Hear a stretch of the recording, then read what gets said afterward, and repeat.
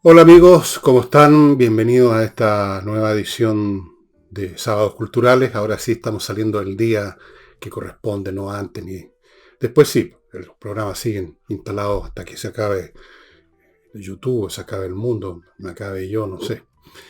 Sábados Culturales que vamos a dedicar a un tema que parece obvio, una palabra que se usa mucho ahora, con un ismo agregado, progreso. Ustedes saben que hay un contingente importante de personas en nuestro país y en todas partes que se llaman a sí mismos progresistas, que son partidarios del progresismo, es decir, del progreso, tenemos que suponer. Pero ¿qué es el progreso? ¿Cuándo emergió esta idea y en qué consiste? ¿Quién la inventó? ¿Quién la creyó? ¿Y en qué se convirtió? Todas esas cosas vamos a tratar de verlas en el programa de hoy día. Les voy a mostrar también algunos libros, un par de libros, vinculados a un periodo que es el periodo en que se creó la noción de que la humanidad está en un proceso de progreso, de encaminándose hacia un futuro mejor. Eso no es nuevo. No crean ustedes que siempre los seres humanos han pensado de esa manera. Los seres humanos pueden pensar que individualmente mañana van a estar mejor que hoy día. Se pueden hacer esperanzas. Pero una cosa es tener esperanzas y otra cosa es ser progresista. Una cosa es tener ilusiones y otra cosa es creer en el progreso. Y el progreso supone además una cierta concepción del ritmo histórico, que vamos a examinar también.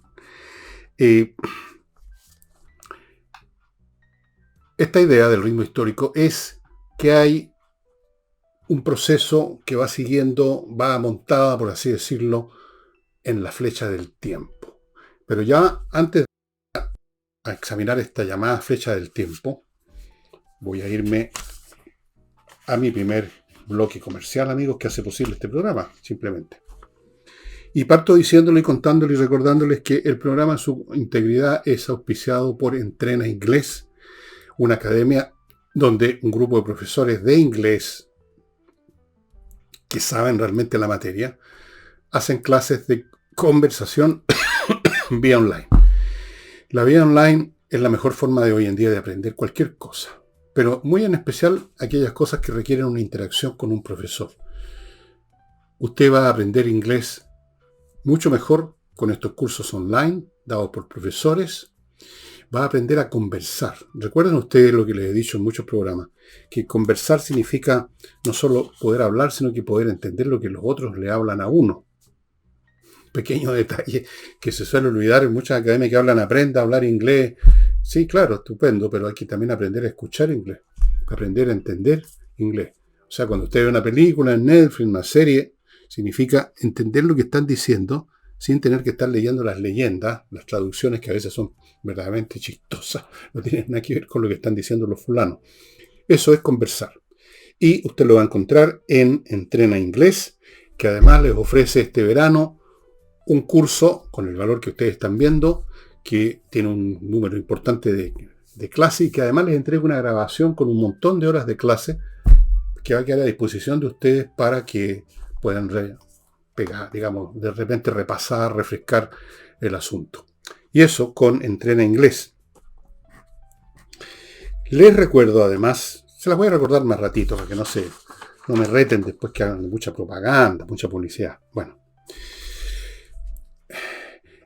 antes, en tiempos antiguos, pongámonos por ejemplo en el periodo, en el año 500 a.C., en el periodo del florecimiento de la cultura, de la civilización helénica, el momento en que ya existía el imperio persa, los romanos estaban empezando, digamos, a levantar cabeza en la península, existía Egipto hacía mucho tiempo, en fin, un montón de cosas.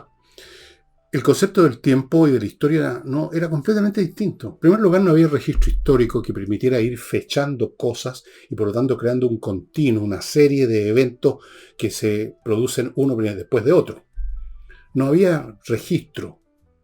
Por ejemplo, en la civilización helénica, el 99%, hasta muy posteriormente, hasta la llegada de los primeros historiadores que hicieron historias además parciales de Grecia, ¿no? de la totalidad del mundo helénico.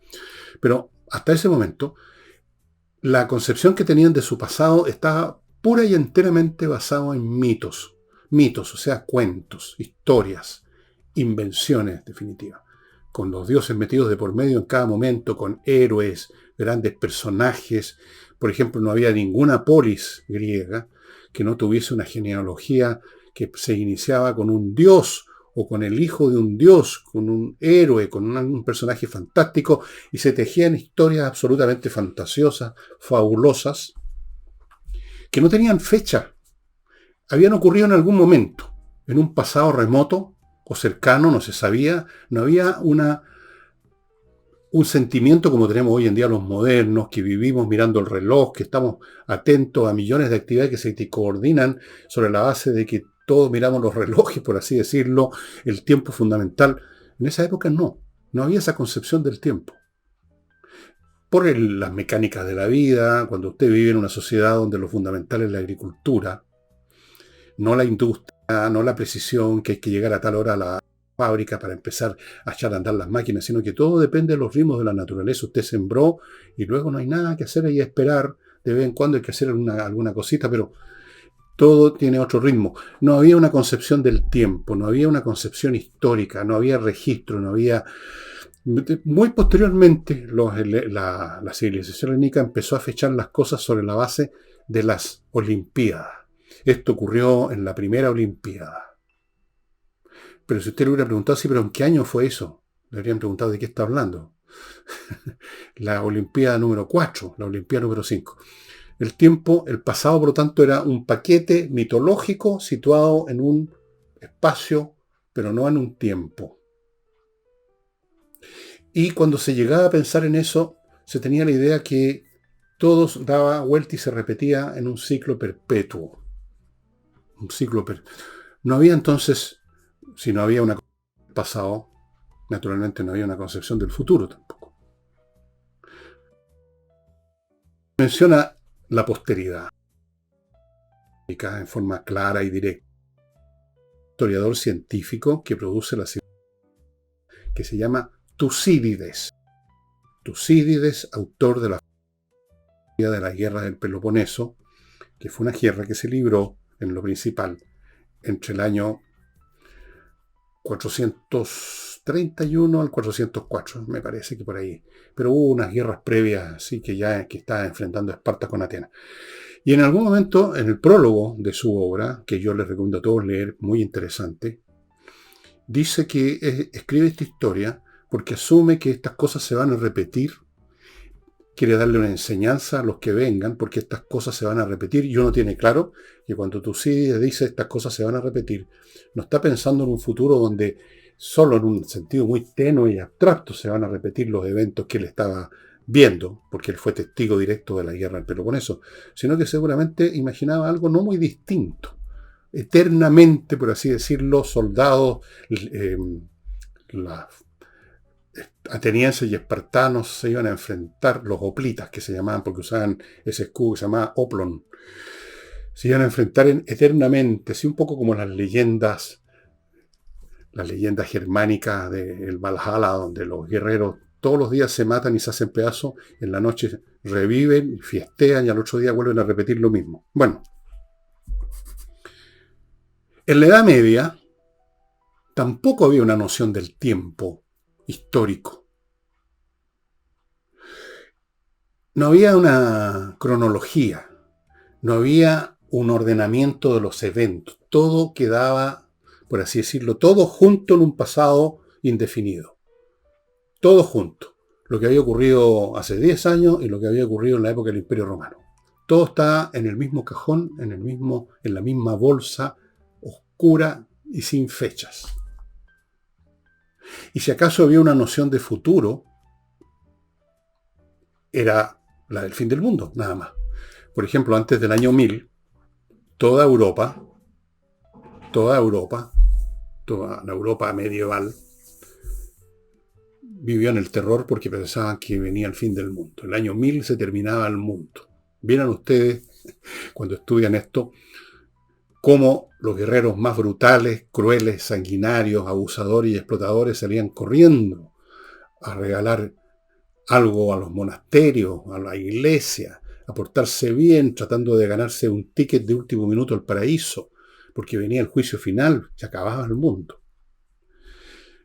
Hubo un cambio psicológico importante. Bueno, llegó el año 1000, no se acabó el mundo, y, y se acabó otra vez también el concepto de futuro. ¿Qué venía en el futuro? ¿Qué es futuro? ¿Qué es eso?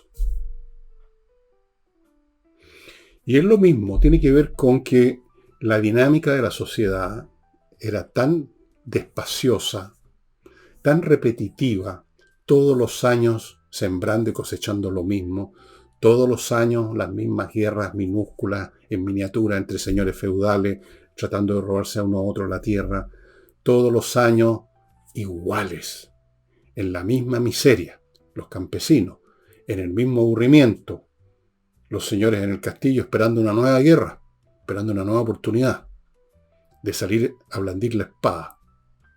Entonces, no había ninguna noción del tiempo, de la historia, como un flujo, porque ese flujo estaba estancado, no existía. La sociedad era igual. Salía el sol todas las mañanas y la sociedad seguía siendo la misma, y la misma, y la misma. Y morían las generaciones, y todo seguía igual. Y efectivamente, ahora nosotros como conocedores de la historia sabemos que efectivamente pasaban los siglos, por lo menos durante un buen periodo de la Edad Media, en la Baja Edad Media, pasaban los siglos y todo seguía igual. No habían desarrollos tecnológicos ni cosas importantes que ocurrieran, que se fecharan y que dieran una sensación de que están ocurriendo cosas en un proceso. No había un proceso histórico. Había una especie de eternidad en un presente insignificante, por así decirlo. Si es que las dos cosas caben. El infinito dentro de lo infinitamente pequeño. Tenía que cambiar la estructura social, los ritmos de la vida, para que empezara a surgir una distinta noción. Y entonces estamos hablando ya de tiempos en que Europa está llegando a lo que sería, por ejemplo, lo que se llama la revolución científica en el siglo XVII, con el gran Isaac Newton y otros, Galileo, Tycho Brahe, Copérnico, Ptolomeo mucho anterior, Copérnico y otros. Tenía que pasar todo ese tiempo, teníamos que haber, los europeos, digo, porque somos europeos, todos nosotros los chilenos en el fondo, básicamente, teníamos que haber descubierto América, tenía que haberse creado las colonias, tenía que haberse empezado a desarrollar tenía que haber empezado a aparecer ante la vista, como empezó a ocurrir ciertos desarrollos tecnológicos que las personas de una generación alcanzaban a ver aparecer, para que el ritmo de la vida tomara otro talante, otro cariz. Y ya tenemos entonces, llegamos al siglo donde ya hay una clara idea, ya existen historiadores hace rato que por lo tanto están preocupados de poner registros, de poner fechas, de ver un desarrollo de las cosas. Ahí está el gran Edward Gibbon, que les he mencionado tantas veces. Y es en el siglo XVIII en que surge por primera vez en la historia humana, no solamente una concepción que ya se está desarrollando, de hecho, de un poco antes, como digo, de la historia, de que la sociedad es un proceso que transcurre, que por lo tanto opera en el tiempo, que hay un pasado, un presente y un futuro, que hay distintos momentos con distintos eventos, sino que además surge la idea del progreso. En el siglo XVIII surge la idea de que existe el progreso, de que hay un progreso. Y la razón de eso es obvia. El siglo XVIII vio efectivamente muchas innovaciones en todos los campos, sin tecnológicos. El siglo XVIII fue muy interesante. El siglo XVIII es el siglo en que en algún momento el señor Newcomb fabrica la primera máquina de vapor. El siglo XVIII ve un montón de innovaciones tecnológicas en la construcción de barcos, de carretera, de carruaje, de relojes, de armas, de muchas cosas, de pensamientos, porque el pensamiento se va acumulando. Esa es una de las gracias que tiene la cultura, los pensamientos, aunque no haya una progresión como en el campo de las tecnologías puras, donde la progresión es muy clara, incluso en el plano de la filosofía, los filósofos posteriores van haciendo uso, refutando, modificando lo que han pensado los filósofos anteriores. O sea, en ese sentido hay un movimiento. No sé si hablar de progreso en ese caso, pero hay un movimiento. En el siglo XVIII aparece la idea.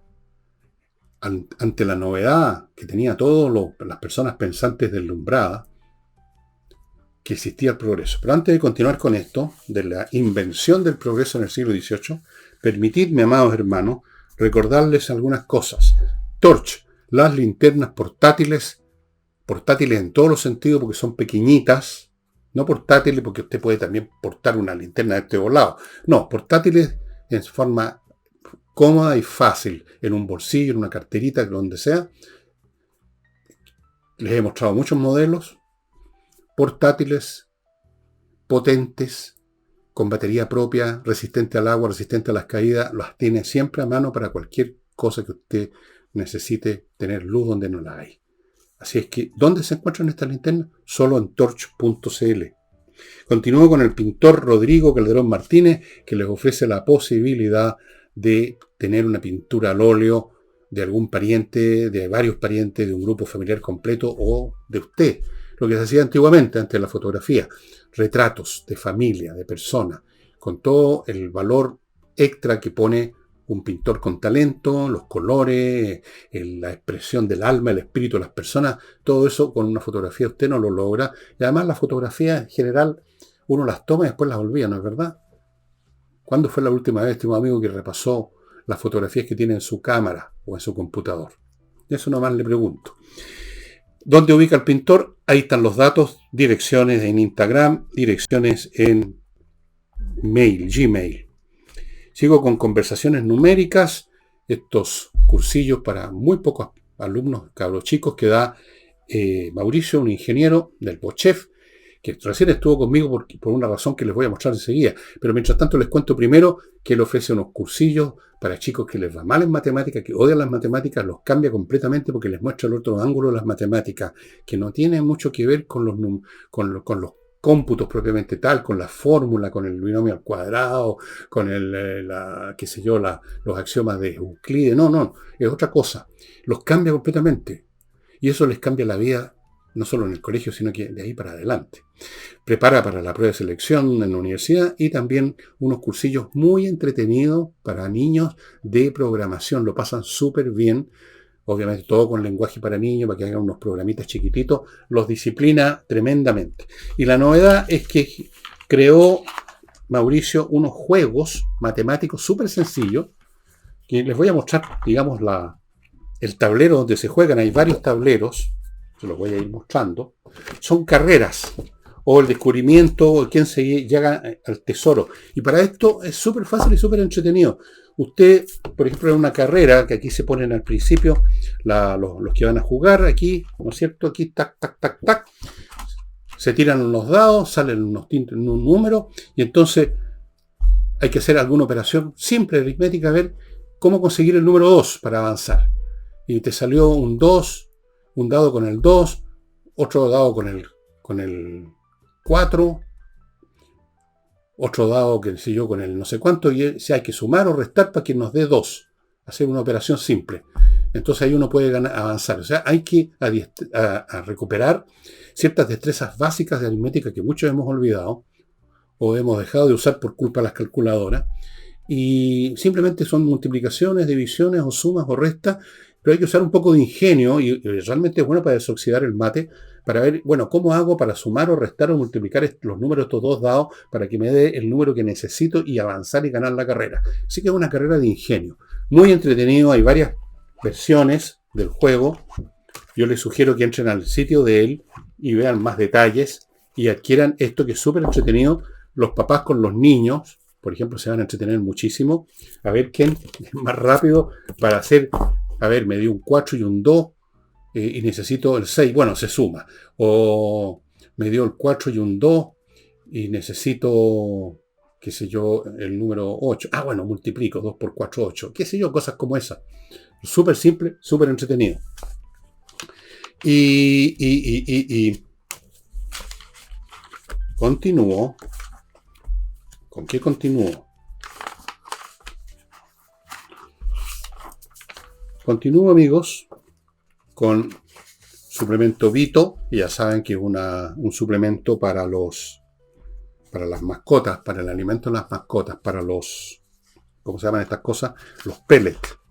Usted seguramente le compra pellets normales, está bien, le echa una cucharadita del suplemento Vito y se convierten en un pellet super premium y su animal, perdón, su mascota, su ser querido, básicamente va a estar mucho mejor de salud, cero o muy pocas visitas al veterinario, pelaje brillante, todos contentos, todos felices. Suplemento Vito se encuentra en el sitio de ellos, vito.cl, o en cualquier mascotería tienen, casi en todas está.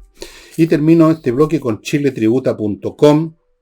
Aquí me lo pusieron también como chiletributa.cl. Prueben las dos cosas. Contadores colegiados con años de experiencia que le hacen toda la pega de la tributación de la empresa y de la gente de la empresa. Cosa compleja. Todos los años varían los protocolos. Es un enredo. Si usted se equivoca, tiene problemas. Y hacen todo lo que tiene que ver con la tributación, además. Los detalles, les sugiero que lo vean en el sitio de ellos. Garantizan su trabajo estos contadores colegiados. Es importante hacer bien las declaraciones porque si no uno empieza a recibir, ya saben, en cualquier momento aparece ese mail que es como una patada en la guata del Servicio de Impuesto Interno, que hay un problema, que hay un error, que esto, que el otro. Ya, listo. Sigamos ahora con el programa. En el siglo XVIII, entonces, deciden, a la vista de lo que están viviendo, de cómo aparecen nuevas invenciones, cómo se desarrollan nuevas ideas en la filosofía, en la ciencia. El Newton empezó a hacerse popular. Bueno, la divulgación de Newton, no es que todos entendieran las fórmulas de Newton, pero más o menos, por lo menos el concepto general. Todo eso les dio la sensación a la gente educada del siglo XVIII de que la historia no se repetía, sino que habían avances. Y políticamente había un ánimo, antes de que explotara la Revolución Francesa y todo se diera vuelta, había un ánimo de que era posible mejorar también la vida social, que no era solamente un tema de mejores máquinas, sino que también podían haber mejores instituciones. Y entonces, en un momento dado, lo que se llama el despotismo ilustrado, un montón de monarcas de esa época, empapados con estas mismas ideas, se consideraron a sí mismos como gestores de un mejor vivir para sus súbditos. De ahí viene la famosa frase, por el pueblo, para el pueblo, pero sin el pueblo. O sea, déjenme a mí, al rey y a mi gente hacer lo que hay que hacer porque el pueblo es ignorante, etcétera, pero vamos a trabajar para ello. Y había entonces una idea de que era posible manejar la vida social como un mecanismo que se arregla, que se compone, que se perfecciona. Y eso produjo un enorme entusiasmo. Y de ahí emerge la idea del progreso. La humanidad progresa. La humanidad va del mal al bien y del bien a lo mejor. Ahí se inventó el concepto de progreso y con él otro concepto que tampoco se había jamás instalado como una cuestión colectiva, sino a lo más como una cuestión de emprendimiento individual, la felicidad. El progreso iba a conducir a la felicidad del género humano, se iban a terminar las guerras, la miseria, los abusos, etc. Y íbamos a ser todos felices, o podíamos serlo, si se hacían tales o cuales correcciones. Antes, en tiempos antiguos, hubo, por supuesto, pensadores que buscaban un bienestar personal. En griego es eudemonía, así se dice. Epicuro, por ejemplo, los filósofos de Epicuro y otros. ¿Cuál es la fórmula para el individuo? Pero fíjense ustedes que la fórmula para el individuo, básicamente, en el caso de los epicúreos, por ejemplo, consistía en retirarse del mundo. O sea, no se le daba mucho crédito a la posibilidad de ser feliz o estar tranquilo en paz, básicamente, que eso al final de cuentas en qué consiste la felicidad en el mundo, sino que retirándose del mundo. Aquí vemos lo contrario. El mundo podía ser feliz. Y por ser el mundo feliz podíamos ser los individuos, un mundo mejor constituido. Eso es nuevo, completamente nuevo. Piensen ustedes que en las primeras líneas de la Declaración de los Derechos Humanos, de la Independencia de Estados Unidos, que va todo eso junto, se habla del derecho a la felicidad. Nunca se había hablado del derecho a la felicidad. O sea, nunca se había visto a la felicidad como un derecho. Se había visto como un objetivo individual, a ver si usted lo consigue o no, siguiendo las recetas de los filósofos. Pero aquí se ve como un tema político. Eso es nuevo, por supuesto. Eso fue inédito. Y eso que apareció en esa declaración se convierte en un meme, podríamos decir, en un cliché filosófico y político universal en el siglo XVIII. Así es que ahí se inventa el progreso, la idea del progreso. En el siglo siguiente, el XIX, la evolución tecnológica, el progreso en toda la ciencia fue aún mucho más acelerado que en el siglo XVIII. El siglo XIX es el siglo de la electricidad, del teléfono, de los trenes, de los barcos a vapor, de un montón el telégrafo, un montón de desarrollos tecnológicos en el campo del armamento también, para desgracia de los que tuvieron que ir a la guerra. Entonces hubo aún más confianza de que el mundo iba de mal a bien y de bien a mejor. Y a finales del siglo XIX, o más bien dicho, en el último cuarto del siglo XIX,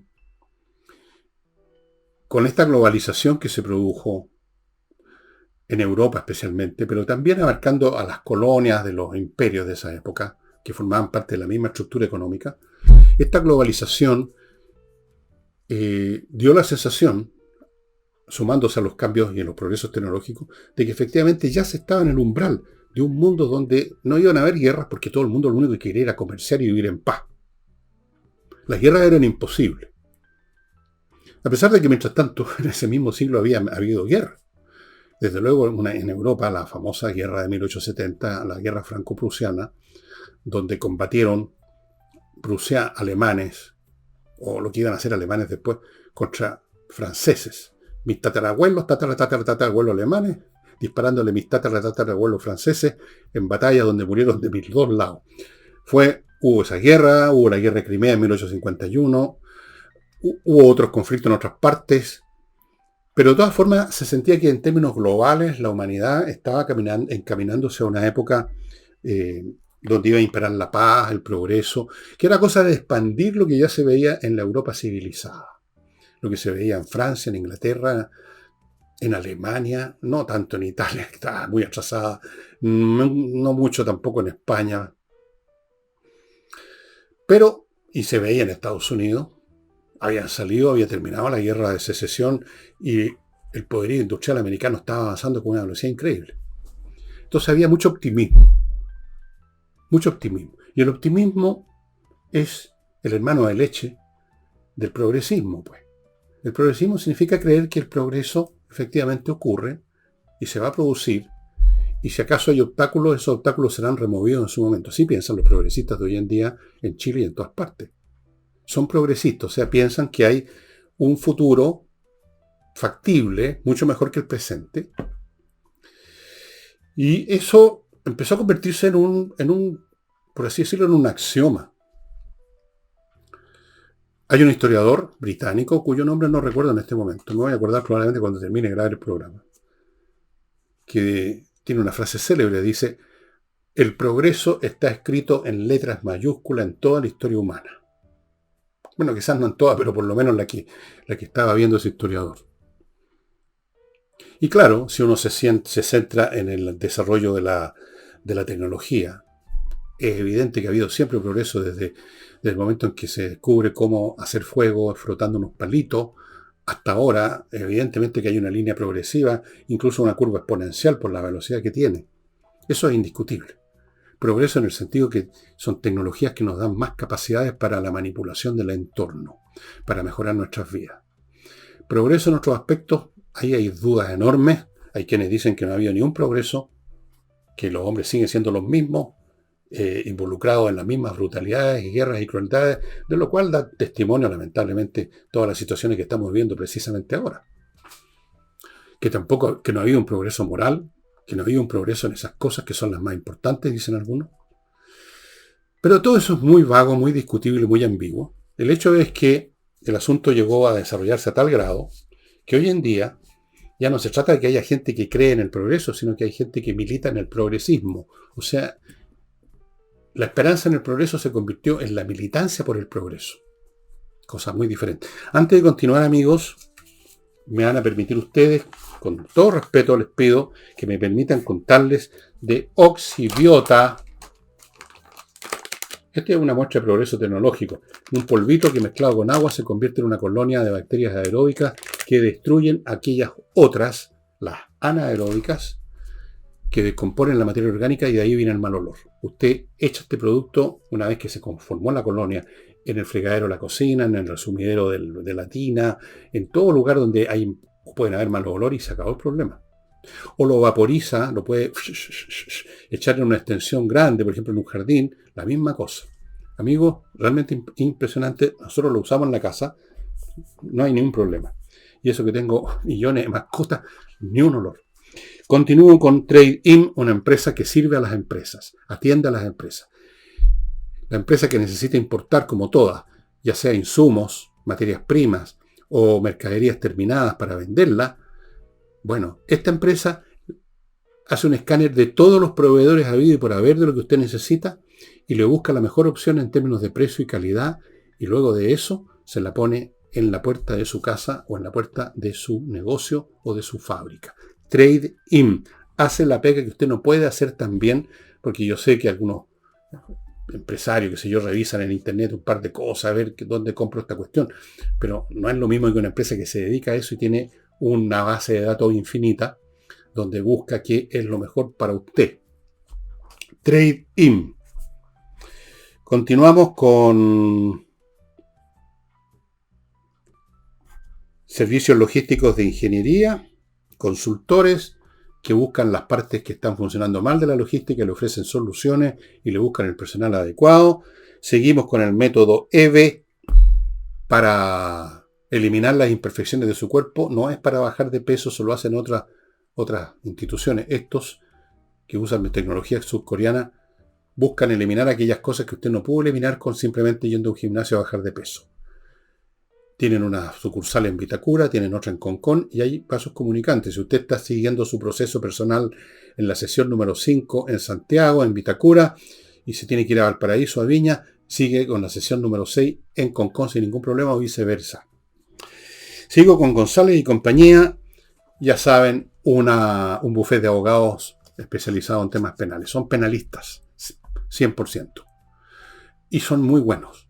Han ganado casos muy importantes, son de los 2 o 3 bufetes penales más importantes de Chile y lo prueban con sus resultados. Fuera de eso, ofrecen asesoría a las empresas para la prevención del delito, es decir, que no ocurran situaciones que infrinjan la ley Karen, creo que se llama, y otras leyes que tienen que ver con las relaciones entre el personal de las empresas. Muy importante, hay de repente situaciones que significan para las empresas unas multas y unos problemas con el Estado feroces.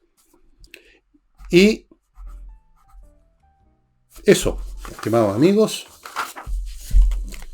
entonces es en el siglo XVIII en que se inventa lo del progreso, en el siglo XIX el concepto de progreso y de que estamos al borde, en el umbral de llegar a la felicidad aquí en la tierra como en el cielo, se desarrolla aún más. Y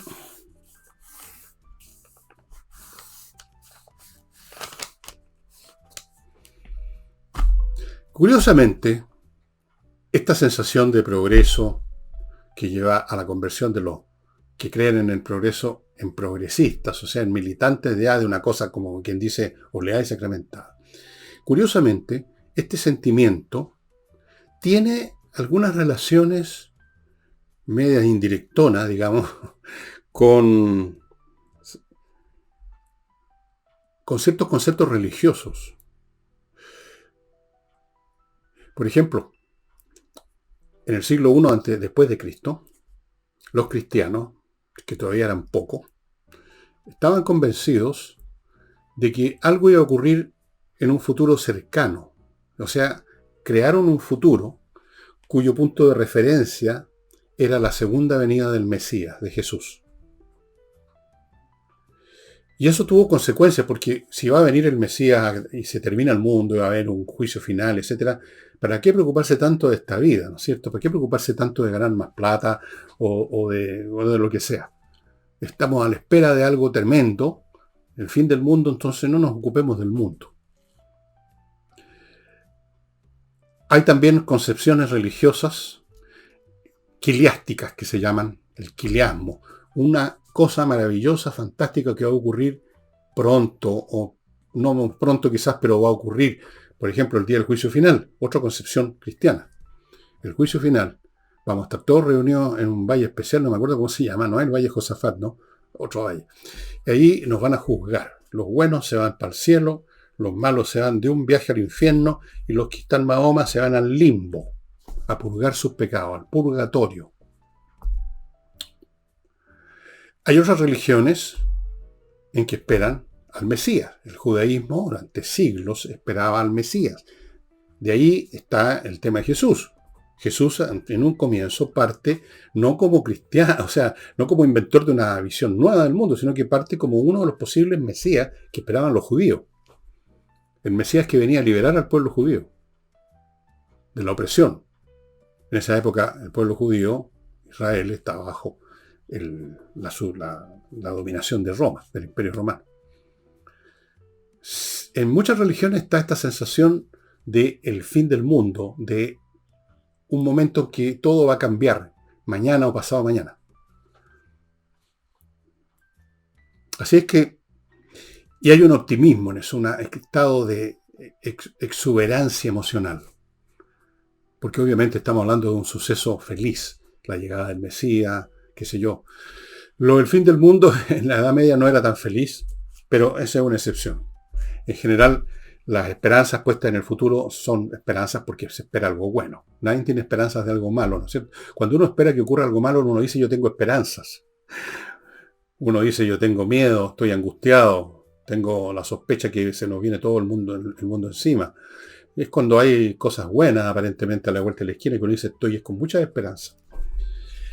Así es que, y hoy tenemos el progresismo. ¿Tiene fundamento? ¿Ha habido realmente un progreso más allá de la tecnología, que es obvio y que no es necesario ni tocar ese tema? Yo tengo dudas profundas en esta materia porque hay signos de que en cosas esenciales los seres humanos siguen siendo exactamente los mismos que siempre han sido. Egoístas, crueles, avariciosos, ambiciosos, abusadores,